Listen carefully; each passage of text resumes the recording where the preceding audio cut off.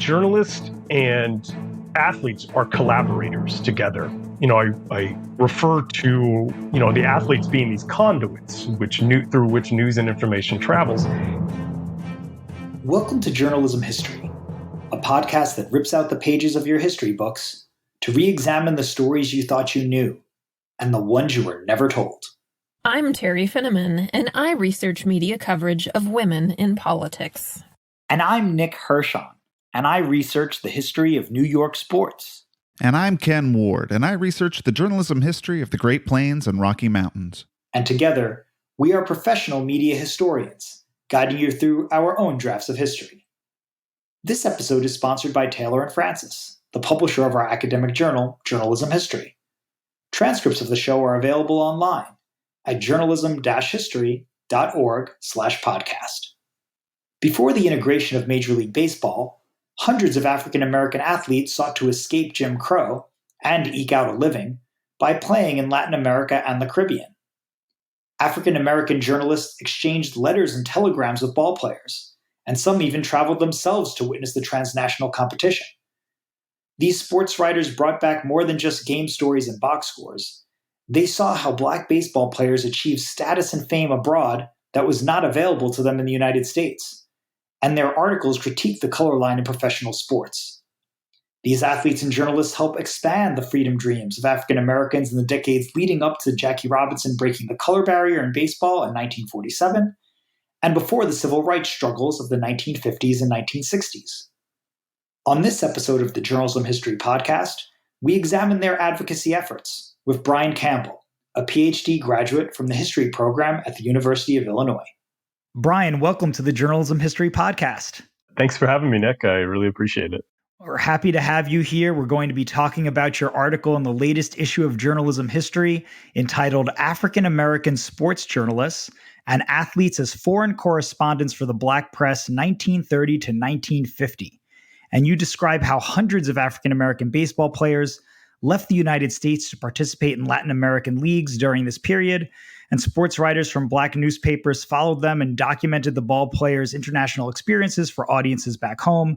Some athletes themselves even wrote featured stories for news publications, but your article begins more than 100 years earlier with the African American foreign correspondents from the early 19th century. So can you start out, Brian, by telling us who were these early Black correspondents and what were they writing about? So the early Black correspondents in the 19th century are focused more on abolition. They're focused on what is happening to Black Americans during Reconstruction, right? And so what I'm doing in the beginning of the article is to really describe how early on, right, the Black press, I think, is really looking internationally for inspiration for domestic politics back home, right?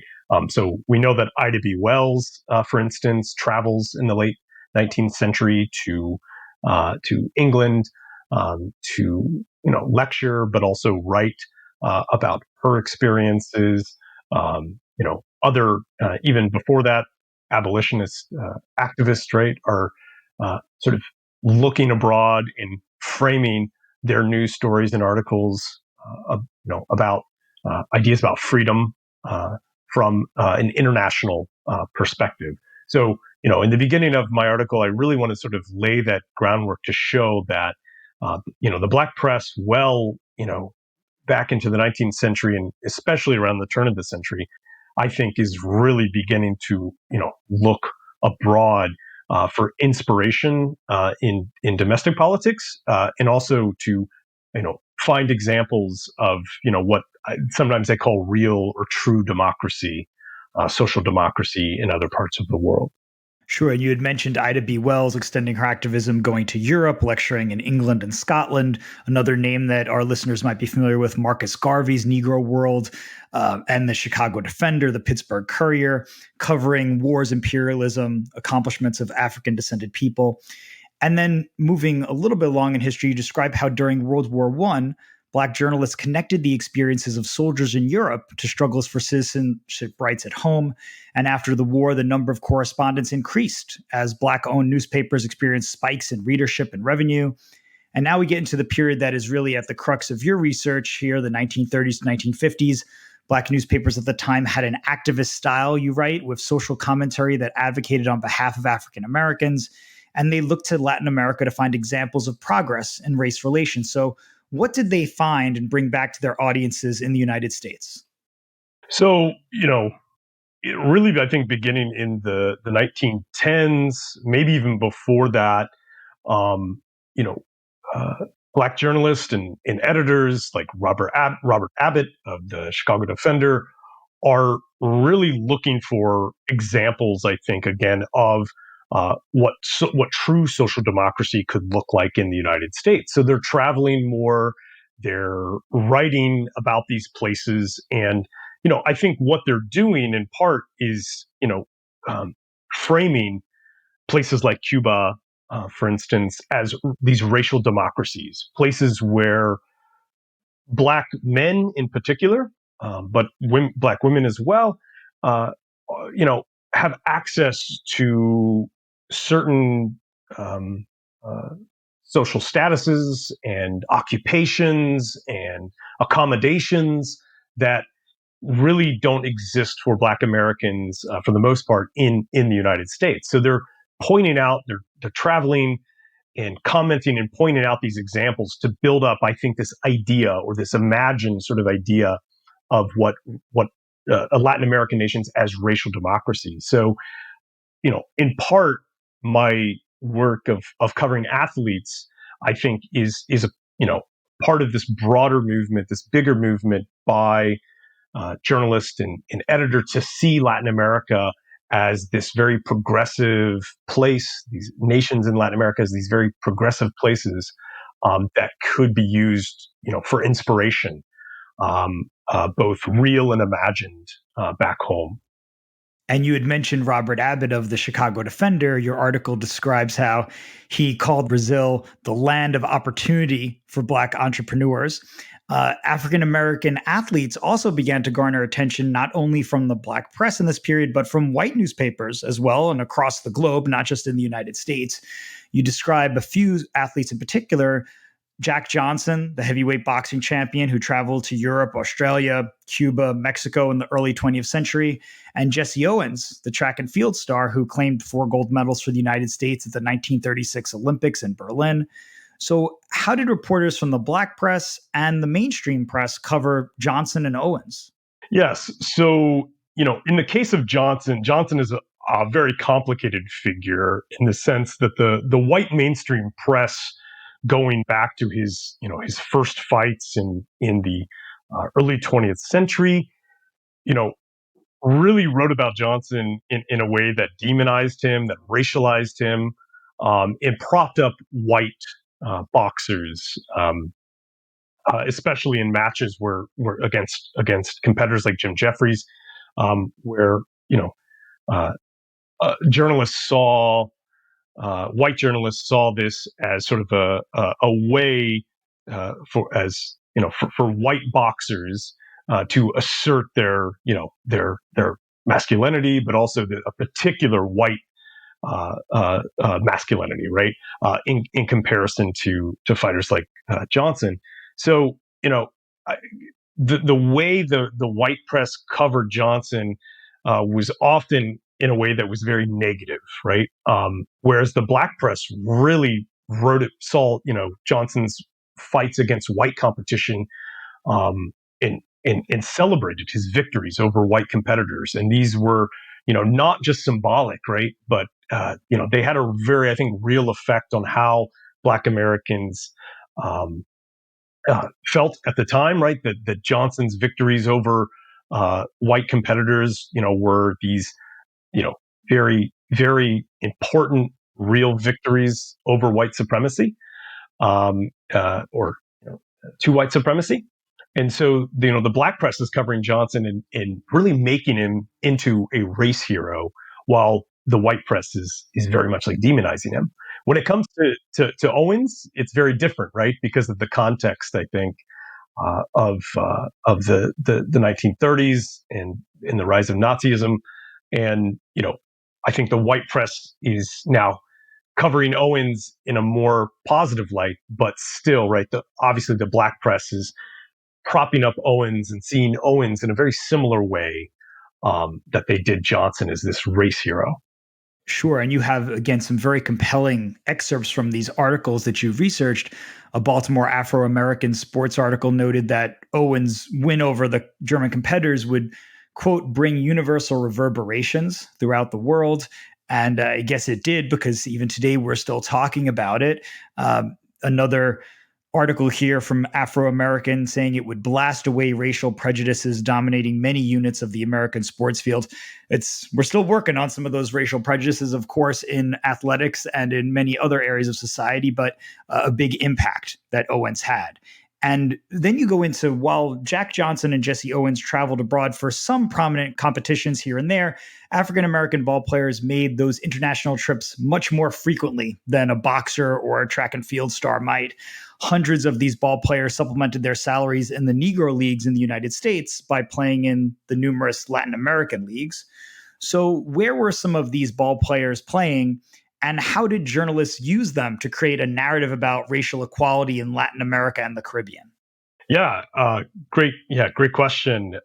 So beginning in around like 1910 or so, again Cuba being this sort of primary destination for Black Americans at the time. Cuba, the Cuban Winter League, the Cuban Winter League Baseball League, you begin to see a handful of baseball players like Rube Foster from Chicago, who is both a player, a promoter, owner of the Chicago American Giants, taking his team to Cuba to play in exhibitions. And soon after that, Cuban Winter League teams are recruiting um, ball players like John Henry Lloyd to come play for their teams. And this begins what Adrian Burgos refers to as a transnational baseball circuit that linked places like Havana to New York and Chicago, where you start seeing the movement of both Latino and African American ball players between nations, right? So it's in that context over the 1920s and the 1930s that these journalists are writing. And in the 1920s and 1930s, more leagues open up, especially in Puerto Rico and in Mexico. And you have more ball players going to those places, those countries, as well as Cuba, really in the 1930s. When I say there are hundreds of ball players traveling during this period, it's really into the late 20s, the 30s, and the 40s, where that we really start to see that. And then, these journalists then, begin to, become aware of these journeys that the ball players are taking, because, if you're a journalist in New York, like Dan Burley, who I talk about in my article, you're already covering some of these ball players who play for their respective Negro League teams in the summer months, and then will travel during the winter to supplement their incomes in let's say Mexico. So when those ball players come back, they're stopping by the sports desks, right, and they're describing their experiences to these sports writers, who then are able to narrate and talk about these experiences. And now, a quick word about another podcast you may be interested in. Hi, I'm Mark Simon. On my podcast, The Journalism Salute, we spotlight important and interesting journalism organizations and people. The goal of our show is to introduce you to different perspectives and different careers in the field. We talk to reporters, editors, publishers, and professors. There are so many great groups to learn about. We're also here to show you that journalists are not the enemy of the people. That's The Journalism Salute, available wherever you get your podcasts. Today, we're thinking about athletes in the major leagues making millions and millions of dollars each. The top stars making $10, $20 million potentially a year. But at this time, you're describing how these players in the Negro leagues might be earning $200 to $300 a month. And they could make more for a shorter time in one of these Latin American leagues. And as you're closely analyzing these Black sports pages and finding how baseball players communicated their lived experiences to journalists through letters and telegrams. I thought this was interesting, and I wonder if you can give us a little bit more context there. One of the first black ball players to travel Latin America, who you mentioned before, was John Pop Henry Lloyd. And he wrote to a reporter in 1927 about how black baseball players had performed admirably in the Cuban Winter League. Another player wrote to a journalist now 20 years later, 1945, that it was a quote unquote darn shame that the major leagues continued to shut their doors to African American athletes. And it's one thing for these reporters to interview players before or after a game. I think we're used to that as someone who researches sports myself. Of course, I'm familiar with that. But I was surprised to read that these players were actually taking time to write detailed letters to journalists. And I know it's a different age when letter writing was much more common, but that's still a pretty big investment of time. And what do you make of that, Brian? It seems like these players were playing a pretty active role in helping these journalists highlight how differently they were being treated abroad. Yeah, this is a really, really good question. And it's one that I've, dwelled on more, I think, even since writing this article. And it becomes a really big part of my dissertation. It's actually, I think, at the crux of my main argument of my dissertation that I'm working on. And that is that journalists and athletes are collaborators together. I think I talk about in this journal article.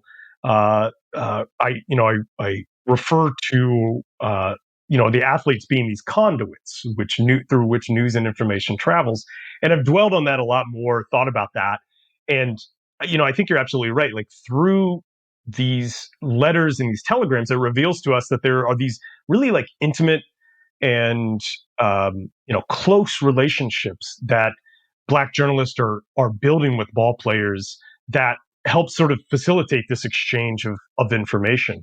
So there are numerous articles where journalists say, just received a letter recently from someone like John Henry Lloyd, and he tells me how the black ball players are performing in Cuba, and and the ball players will provide like statistics, almost like box scores, right? They might include news clippings or something that they could send along as well.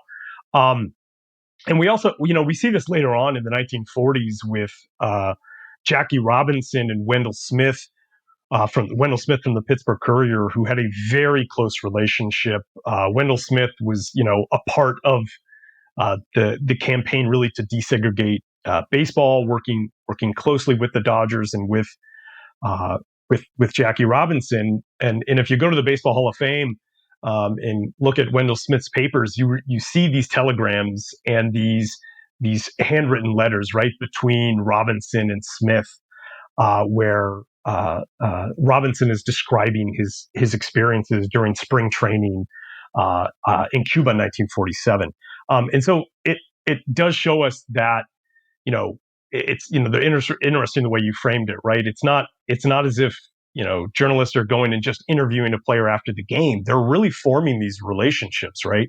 That I think help in this transference of information and of knowledge between nations. It's almost like an alliance in a way that we don't quite see that play out today. I know a few sports reporters who are friends of mine and describe the lack of access that they get to the athletes. And certainly this idea that you would just be opening up your mailbox and having letters coming in. Of course, it's a day and age before emails and text messages and all the other modern forms of communication that now reporters and athletes share. But I think it's still something that kind of stood out to me and shows just how involved these athletes were. And then the reporters are using these stories from the letters and telegrams to actually go ahead and criticize Major League Baseball. You write how during the 1939 World Series between the New York Yankees and the Cincinnati Reds, one sports writer chided Major League owners for not allowing African Americans to compete and suggested that when the black ball player returned from the winter leagues, he should, quote, take his bat and glove and head for various major league spring training camps and demand immediate inclusion. So they were pretty bold here, Brian. Did that surprise you? We're talking, obviously we're going to get into Jackie Robinson, but this is almost a decade before Jackie Robinson breaks the color barrier in Major League Baseball. And these reporters are maybe shedding some of their objectivity and demanding that Major League Baseball include African American players.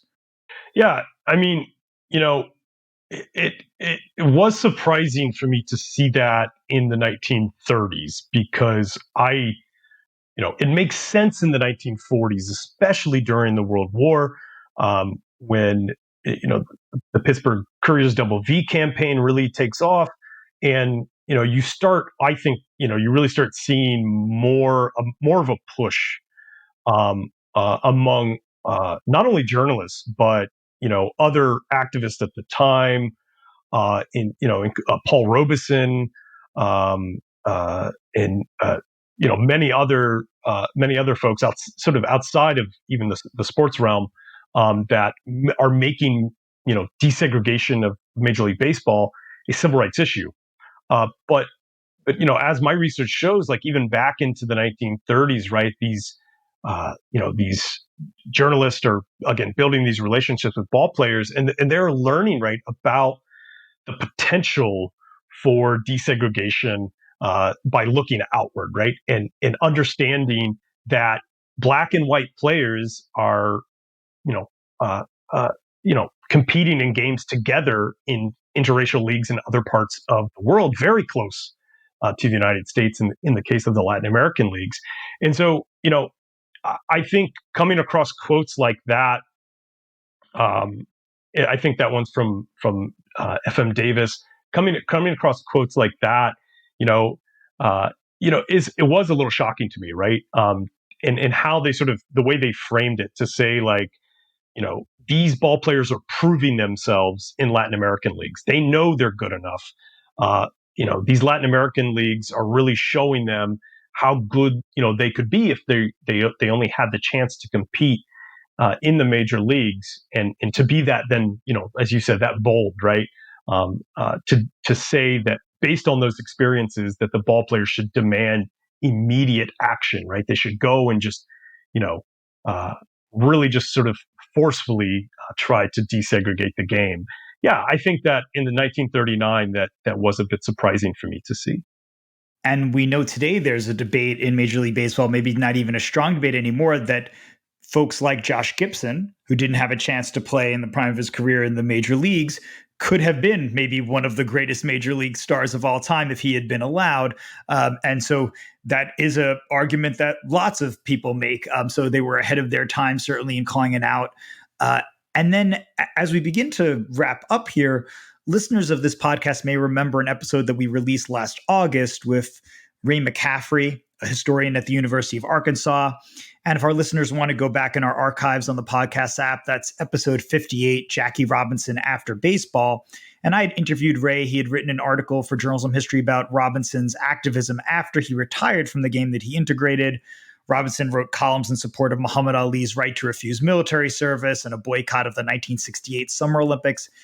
And Brian, you describe a reporter traveling to Cuba. This is obviously before Robinson breaks into the major leagues, to follow Robinson and the Brooklyn Dodgers in the spring of 1947, right when he's preparing to break the color barrier.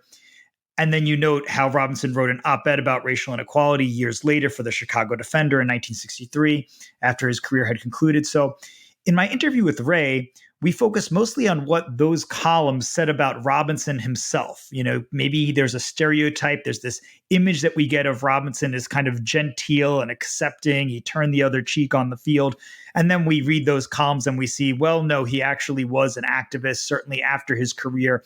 But in that episode that I did with Ray, we really didn't discuss how Robinson was following in the footsteps of many of these black ball players before him, the ones that you've studied in this article. So why do you think it's important for our listeners to put those pieces together, to know the stories of these athletes, not just Robinson, probably the most famous of all of the black ball players of this era, or maybe any era, but why is it important for them to know the stories of those who came before him and have, in a sense, been lost to history?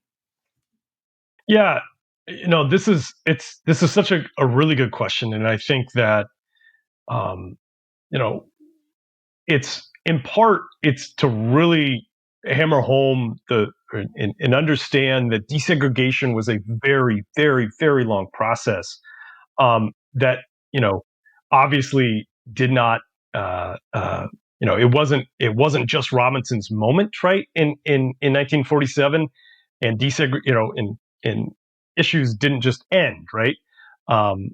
in 1947. And so, like, for me to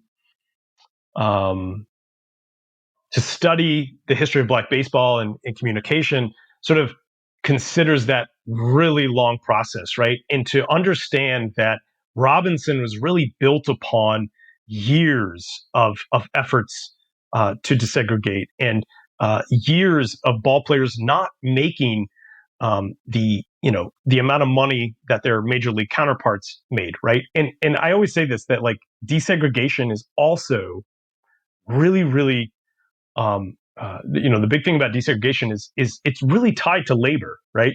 And so these ball players, in part, their motivation for traveling abroad, traveling to the Latin American leagues, was to earn extra income, was to supplement, as we were talking about salaries, to supplement that income. And so they really, they had to do that. And so in thinking about Robinson's moment, I do think it's incredibly important to think about all of those ball players that came before him, but also the journalists that were involved, that, sort of foregrounding that relationship between journalist and athlete and why that was important to help build Robinson's moment in 1947. Well, congratulations on this terrific research. Again, diving into the archives and all of these newspapers that often don't get a lot of scholarly attention from the Black press, and showing us the relationship between the ball players and the journalists. And as we wrap up today's episode, I'd like to pose a question to you that we ask all of our guests to finish the podcast. Why do you think journalism history matters? Yeah, that is such a great question. For me, I didn't initially start studying, the history of journalism. My initial project, when I started working on my dissertation, focused more on the lived experiences of the ball players in Latin America. But then I realized there was something particular about, again, that relationship between journalist and athlete that I wanted to look at much more. And that really led me to studying the history of the Black press and taking a whole summer, the summer of, I think, 2017, 2018, just to really, really immerse myself in the historiography of the Black press. And, the one thing that I've discovered is that it being a sort of activist press, right? It taking on, not afraid to take on the major issues affecting Black Americans of the day, really resonates, I think, in our contemporary moment, right? And I always, studying the history of sports in the Black press, I make these connections, or I try to make these connections today to new forms of media like the Players Tribune and the Undefeated, and these these sports blogs and media sites that are really emphasizing the role of sports and its connections to politics, and this is something, there's a long history of this obviously, right, going into the early 20th century. So I think to understand that the sort of new media right now, we really want to sort of dive in and understand sort of the history of the Black press as a sort of activist press, right? Well into, or back to, right, the early 20th century.